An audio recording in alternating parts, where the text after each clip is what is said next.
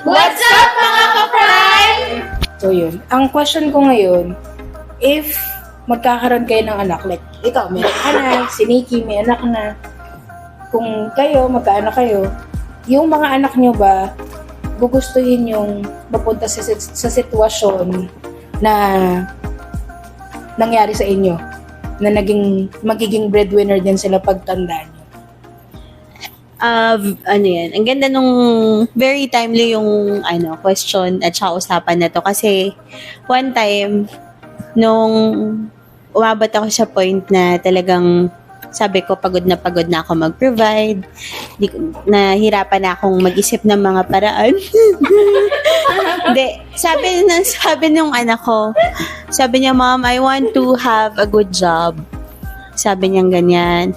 Para when I grow up, and nagkaroon ako ng job, sabi niya, I will give you money para hindi ka na umiyak tsaka mahirapan. So, ang sagot ko sa kanya, no anak, I'm not your responsibility. Yun sabi ko sa kanya. Sabi ko, I'm responsible for myself. Yun. Hindi, sabi ko, kung ano man yung kikitain mo, enjoy mo yun.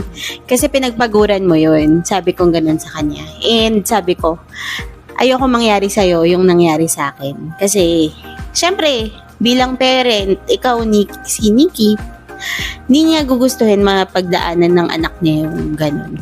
So, kahit na somehow hindi ako ready sa future ko kasi nga, dahil breadwinner, wala akong chance mag-save, wala akong chance na mag-invest or whatever.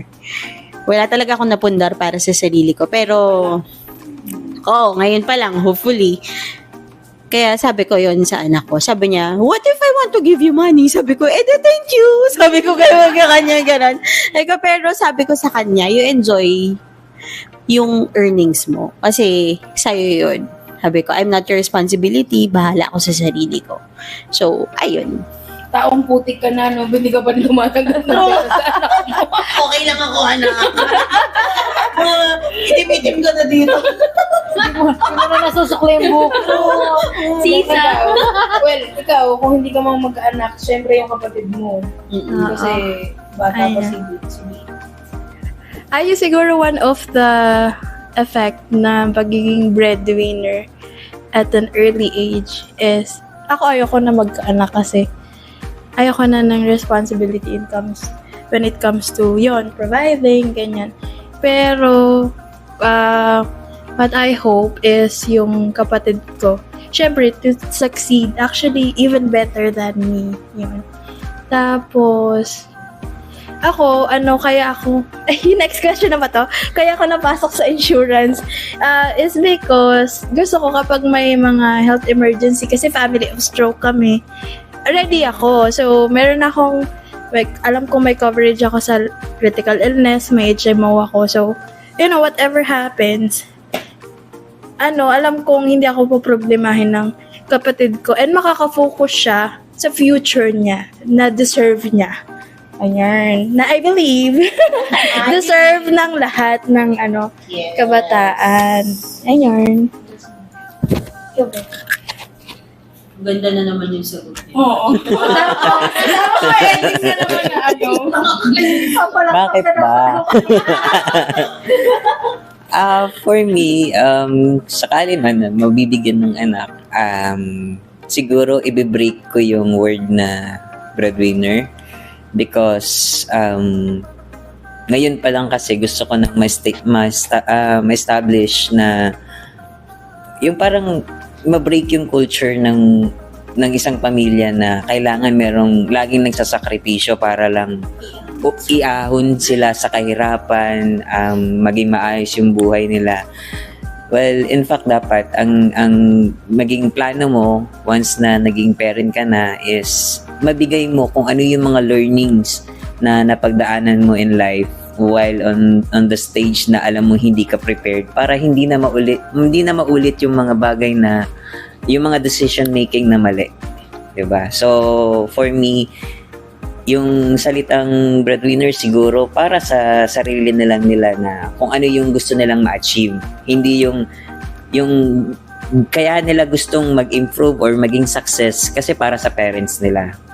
Supposedly dapat hindi na yung responsibilidad ng isang anak na ibigyan ng alam mo yun, yung parang sustento yung mga magulang dahil sa salitang dahil sila yung may utang na loob, ganito ganyan. So I guess 2024 na, parating na ang 2024. So siguro in our generation tsaka sa society natin, enough na siguro yung mga pinagdaanan ng mga bawat tao to realize na hindi kailangan nakadepende always sa iba yung mga kung ano yung magiging future natin. So if we want to be secured and okay sa life, we must do something. Hindi yung parang we're just aiming or waiting for someone to do that for you. So yun lang. Diba? Pag siyang, Ganda ng sinasabi. Pag sa amin, wala nang begin. Oo nga, pag sabi ano lang eh. Pag sa amin, walang direksyon yung sinasabi. sabi ko nga sana magkamali siya. So, hindi. Hindi ko nag-review talaga to si ano. Diba mo, Hindi ko nag-review siya. Oo, ayan o. Dinadaya mo ba kami? Nagtitisis ako. O, tignan mo, tititis pa. Si Nikki naman. O ano, sa amin ng husband ko, ano talaga, napag-usapan namin yun na pag nagkaroon, hindi siya before ako nanganak. Nung nandyan na yung si Seth, na hindi talaga pwede na mag-provide siya para sa amin. So, kaya yung mga nakuha namin or yung mga meron kaming mga insurance, hindi rin siya mainly para sa amin. In preparation din yun para sa kanya. Kasi yung husband ko is also a breadwinner and mahirap yung napagdaanan namin na ayaw na namin na ibigay na burden pa sa anak namin yung kami. Kumbaga para sa anak namin, sa kanya na lang kung ano yung tawag nito, kung ano yung kung ano yung bagay na magkaroon siya in the future is labas na kami doon. Tapos yung hindi ko makuha yung term, pero 'di ba sa generation kasi natin nauso na kapag nagkaanak ka, pag-aralin mo ng maganda course para Tawag ata nila noon is sandwich generation. yung ganoon. Tama ba yun? Narinig ko yun. Na hindi ko siya siguro sa atin nakasanayan, pero pagdating dun sa anak namin, gusto ko na siyang i-cut. Ayoko na experience yun. Kaya yun lang. Ano ang sasabi?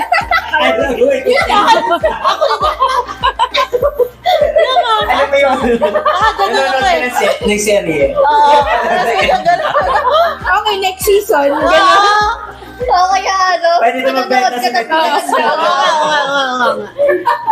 Pasado. Kisha naman, si Kisha. Iyak na yan ulit. Dapat sa gitna naman, kasi kanina. Nasa tigdulo na eh. Nasa question, nalimutan ko. May amnesia kasi ako. Ano siya mga viewers na crying lady? Yung Yun yung naging branding ko. gugustuhin mo ba na yung magiging anak mo or kung sino, yung mga kapatid mo siguro, since ikaw yung nagsusupport, is maging breadwinner din. Oo. Sige, kayo mo. Oo, kasi deserve nila yun. Kasi pinag-aral ko sila sa Nasa ano ugali. Gusto pala kumubra. Oo nga eh. Paghirapan niya rin yun.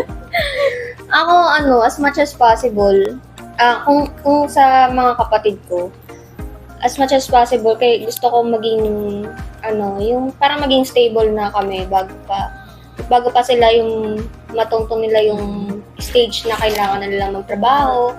Kasi nga, sobrang hirap noon yung parang, kunwari, ako nga yung magpapaaral, tapos yung kapatid mo, pagkatapos magpapaaral mo, sabi, bahala ka na, bahala ka na sa buhay mo. Pag ikaw na bahala kay na mama at papa, mag-aasawa na ako, yung ganun, di ba? Ganun kasi madalas yung nangyayari, yung parang naging culture na ng Pilipino na dapat, maputol na. Kasi, sobrang hirap na ng panahon. Pag ganyan ba, sorry, question lang. Pag ganyan ba, siya? Yung sa'yo, yung sa concern, yung sa shinare mo.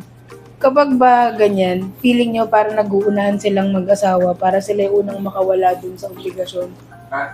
Parang gano'n, Siguro, sa iba, pero Lalo na kung madami sila magkakapatid. Oo. Ganun yung nagiging nila, concept. Pagka, kailangan mag-asawa na. Kasi parang may masabi na sila na, alam mo yun yung mga breadwinner na hindi nila ma-express yung sarili nila. Dinadaan na lang nila sa ganun. Bida na naman ko eh. Pasa mo na nga kay Mary. Ikaw na nga. Hindi, charot. Joke lang. Oo. Wala na ako. Siguro, nasa naman yan nasa kanya-kanya namang parang perception na rin sa buhay. Siguro, may mga ganun nga na kapag pagod na sila na maging breadwinner, parang pagkatapos na nilang pag-aralin yung kapatid nila, gusto nilang haya. Kala ko ni Yung pala di lang niya mabigkas. Gusto na nilang tumigil o mag-let go na sa pagiging breadwinner at gawin naman yung gusto nila. Pero para sa akin, yun nga, as much as possible, kahit matapos na yung mga kapatid ko sa pag-aaral, gusto ko yung magawa nila yung gusto nila. Ganun. Kasi, kung di man yun mangyari, at least gagawa ko ng paraan para hindi na namin kailangan suportahan sina mama. Yung magkaroon sila ba ng sariling ng parang negosyo sila mag-handle para meron sila ng kanila. At least iba pa rin yun kapag iba pa rin yun as a breadwinner na pagbigay ka lang ng bigay. Diba parang ang sakit lang na parang walang napupunta yung pera mo. Parang puro expenses lang. You don't give them the fish, you teach them Yes. how to fish. Yun, exactly. Pero yun nga, yung nangyari naman sa akin, thankful ako kasi hindi naman siya yung naging idea ko. Nag-idea pa rin siya ng mga magulang ko para sila Nagpatulong lang sila sa'yo. Oo, ganun. Which is nice. yan na yun yung pinakang naging best decision ko na tinulungan ko sila para pare-parehas kami na umaangat. Ganun. Yun lang. Hindi, kasi yung ibang parents, parang Nagiging ang ginagawa Dependent nila na. Since pinalaki namin kayo, kami naman. kami naman.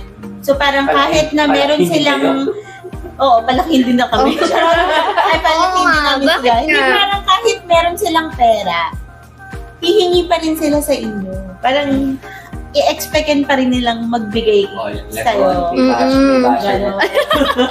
I mean, Expectin pa rin nila, di ba? Dane Cruz po pala yung pangalan.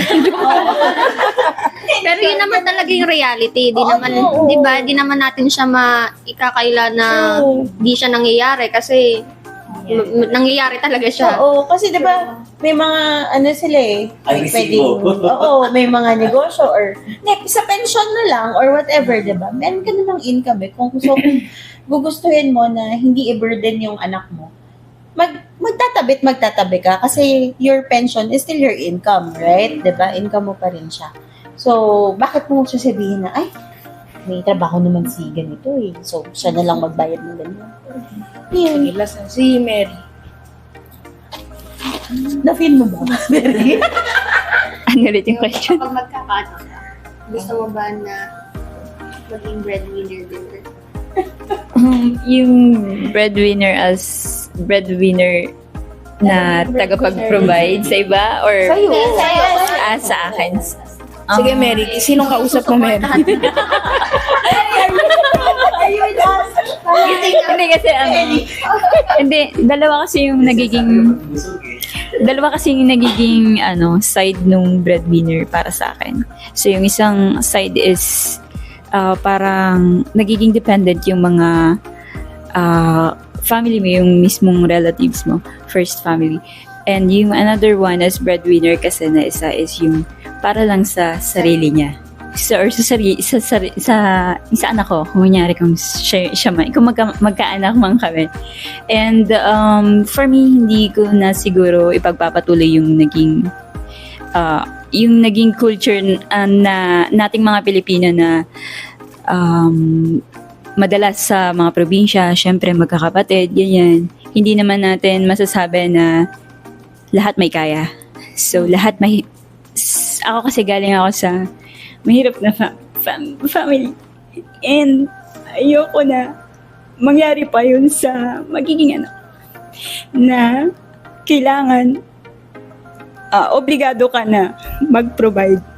Which is, in reality talaga nangyayari.